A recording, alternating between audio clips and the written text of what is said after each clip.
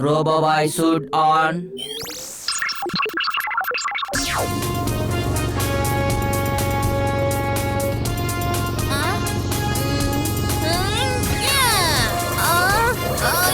என்னாச்சு? யா உன்னோட எந்த லேசர் பீமாலையும் என்னோட இந்த மேட் பைக்க ஒண்ணும் பண்ண முடியாது. இது ஒரு லேசர் ப்ரூஃப்.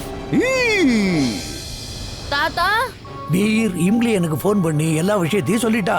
அந்த பைக் ஆட்டோ கண்ட்ரோல்ல இருக்கு.